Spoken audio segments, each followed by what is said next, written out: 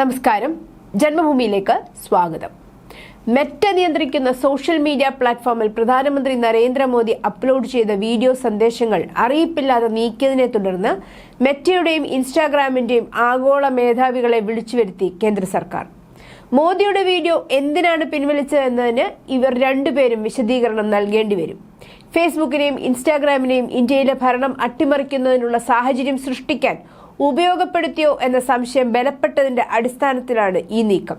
ഇതിലൂടെ മെറ്റയുടെ ഉടമ സർക്കർബർഗിന് കൃത്യമായ മുന്നറിയിപ്പ് നൽകിയാണ് ഇന്ത്യ. മറ്റ് രാജ്യങ്ങളുടെ ഭരണം അട്ടിമറിക്കാൻ കലാപകാരികൾക്ക് അനുകൂലമായി മെറ്റയുടെ കമ്പനികളായ ഫേസ്ബുക്കിനെയും ഇൻസ്റ്റാഗ്രാമിനെയും ഉപയോഗിച്ചിരുന്നു. എങ്കിലും ഇന്ത്യയിൽ അതിന് മുതിരേണ്ട എന്ന വ്യക്തമായ സന്ദേശമാണ് ഇന്ത്യ ഇതിലൂടെ മെറ്റ ഉടമ മാർക്ക് സക്കർബർഗിന് നൽകിയത്. കൂടാതെ CJP സമരത്തിൽ ഡൽഹിയിലെ ജന്തർ മന്ദറിൽ ചില അമേരിക്കൻ പൗരന്മാരുടെ സാന്നിധ്യം കേന്ദ്ര സർക്കാരിന്റെ ശ്രദ്ധയിൽപ്പെട്ടിരുന്നു. ഇത് സർക്കാരിൽ വലിയ സംശയങ്ങൾ ഉണർത്തിയിരുന്നു. എന്ത് നയത്തിന്റെ അടിസ്ഥാനത്തിലാണ് മോദിയുടെ ഇത്രയും പ്രധാനപ്പെട്ട വീഡിയോ ഫേസ്ബുക്കിൽ നിന്ന് പിൻവലിച്ചത് എന്നാണ് ഇപ്പോൾ ഉയരുന്ന ചോദ്യം. പ്രധാനമന്ത്രി നരേന്ദ്രമോദി നടത്തിയ ആശയവിനിമയം ജൻസിക്കെതിരെ മേൽക്കൈ നേടാൻ സർക്കാരിനെ സഹായിച്ചിരുന്നു. ഇൻസ്റ്റാഗ്രാമിൽ ഈ വീഡിയോയ്ക്ക് 11 ലക്ഷം ഫോളോവേഴ്സിനെയും കിട്ടിയിരുന്നു. ഇത് സാങ്കേതിക പിഴവാണെന്നാണ് മെറ്റയുടെ വിശദീകരണം. പക്ഷേ അത് ഇന്ത്യക്ക് തൃപ്തികരമല്ല. എല്ലാ രാജ്യങ്ങളിലേതും പോലെ അമേരിക്ക ആസ്ഥാനമായുള്ള സോഷ്യൽ മീഡിയ കമ്പനികൾ ഇന്ത്യയിൽ പ്രധാനമന്ത്രിക്കും BJP സർക്കാരിനുമെതിരെ പ്രവർത്തിക്കുന്നു എന്ന സൂചനയാണ് ഇതോടെ പുറത്തുവരുന്നത്.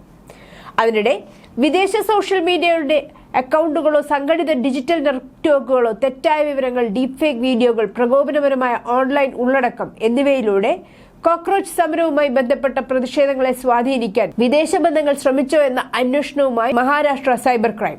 അന്വേഷണത്തിനിടെ ആരോപണങ്ങൾ സത്യമായെന്ന് വെളിപ്പെട്ടാൽ വിഷയം ക്രമസമാധാനത്തിന് അപ്പുറത്തേക്ക് പോകാമെന്നും ദേശീയ സുരക്ഷയ്ക്ക് ഭീഷണിയായി കണക്കാക്കുമെന്നും റിപ്പോർട്ട് സൂചിപ്പിക്കുന്നു.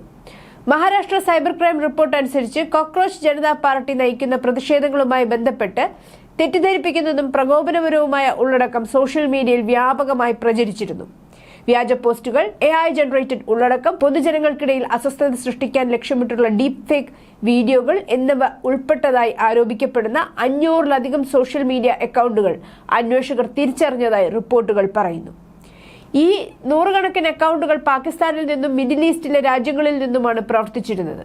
അതേസമയം പാറ്റ സമരം ഗാസ്വ ഇ ഹിന്ദ് അജണ്ട പ്രോത്സാഹിപ്പിക്കുന്നതിനായി ഉപയോഗിച്ചതായി മഹാരാഷ്ട്ര ക്യാബിനറ്റ് മന്ത്രിയും ഭാരതീയ ജനതാ പാർട്ടി നേതാവുമായ നിതേഷ് റാണ ആരോപിച്ചു.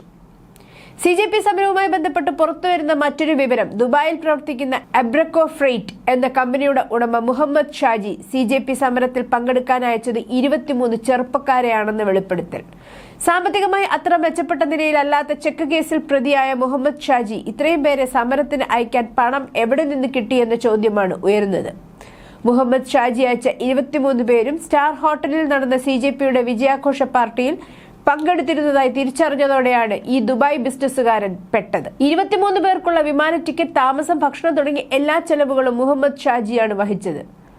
അക്രമ പ്രതിഷേധത്തിന്റെ അവസാന ദിവസമാണ് മുഹമ്മദ് ഷാജിയുടെ 23 പടയാളികൾ ഇന്ത്യയിലെത്തിയത്. വിദ്യാഭ്യാസ മന്ത്രി ധർമ്മേന്ദ്ര പ്രധാൻ രാജിവെച്ചതോടെ വിജയാഹ്ലാദത്തോടെയാണ് ഈ സംഘം ദുബായിലേക്ക് മടങ്ങിപ്പോയത്. 23 പേരെ വിമാന ടിക്കറ്റും ചെലവും നൽകി ഡൽഹിയിലേക്ക് അയക്കാനുള്ള സമ്പത്ത് മുഹമ്മദ് ഷാജിക്ക് ഇല്ലെന്ന് സുഹൃത്തുക്കളും പരിചയക്കാരും പറയുന്നു. ദുബായിൽ വഞ്ചന കേസ്, ചെക്ക് കേസ് എന്നിവയിലും ഉൾപ്പെട്ടിട്ടുള്ള ക്രിമിനലാണ് മുഹമ്മദ് ഷാജി. ഇതോടെ വിദേശ കേസുകളിൽപ്പെട്ട് സാമ്പത്തിക പ്രതിസന്ധിയിൽ കഴിയുന്ന ഒരു ബിസിനസ്സുകാരൻ ഡൽഹിയിലെ CJP പ്രതിഷേധത്തിൽ പങ്കെടുക്കാൻ 23 പേരെ അയച്ചത് ഒരു ഐക്യദാർഢ്യം മാത്രമായിരുന്നോ, അതോ ഇതിനു പിന്നിൽ മറ്റു വല്ല ഗൂഢ അജണ്ടയുമുണ്ടോ എന്ന ചോദ്യവും ഉയരുന്നുണ്ട്. ഇന്ത്യയുടെ മണ്ണിൽ കലാപമുണ്ടാക്കാൻ ദുബായിൽ നിന്നും ഒരു പടയാളി സംഘത്തെ അയച്ചത് എന്തിനാണ്? ഇവരെ അയച്ച സമയവും സംശയം ജനിപ്പിക്കുന്നു. മാത്രമല്ല, കലാപം നടക്കാൻ പോകുന്ന നാളുകളിലാണ് ഈ 23 അംഗം എത്തിയത് എന്നതിനർത്ഥം അക്രമത്തിലൂടെ ഭരണത്തെ അട്ടിമറിക്കാൻ CJP സമരത്തിൽ പദ്ധതി ഉണ്ടായിരുന്നു എന്ന് തന്നെയല്ലേ എന്ന ചോദ്യവും ഉയരുന്നുണ്ട്.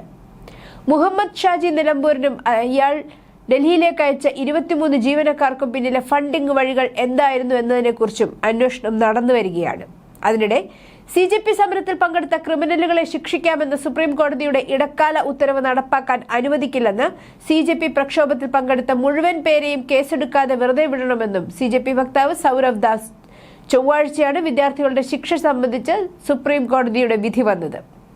സമരത്തിൽ പങ്കെടുത്തതിന്റെ പേരിൽ പോലീസ് അറസ്റ്റ് ചെയ്ത മുഴുവൻ വിദ്യാർത്ഥികളെയും വിട്ടയക്കണമെന്ന് പറഞ്ഞ കോടതി, പക്ഷേ ഇവരിൽ മുൻകാല ക്രിമിനൽ കേസുകളിൽ പ്രതിയായവർക്കെതിരെയും മറ്റു ക്രിമിനലുകളെയും പ്രതിഷേധക്കാർക്കെതിരെയും നടപടിയാകാമെന്ന് വിധിച്ചിരുന്നു. വിവിധ സംസ്ഥാനങ്ങളിൽ CJP സമരവുമായി ബന്ധപ്പെട്ടുണ്ടായ പോലീസ് കേസുകളിൽ എന്ത് ചെയ്യണമെന്ന് വിവിധ സംസ്ഥാനങ്ങൾക്ക് നൽകിയ നിർദ്ദേശത്തിലാണ് സുപ്രീം കോടതി ഇക്കാര്യം പറഞ്ഞിരിക്കുന്നത്. എന്നാൽ ക്രിമിനൽ പശ്ചാത്തലമൊന്നും നോക്കാതെ മുഴുവൻ വിദ്യാർത്ഥികളെയും മറ്റു പ്രതിഷേധക്കാരെ വിട്ടയക്കണമെന്നും അങ്ങനെ ചെയ്തില്ലെങ്കിൽ വീണ്ടും ദേശവ്യാപകമായി CJP സമരം തുടങ്ങുമെന്നും സൗരവ് ദാസ് ഭീഷണി മുഴക്കിയിരിക്കുകയാണ്.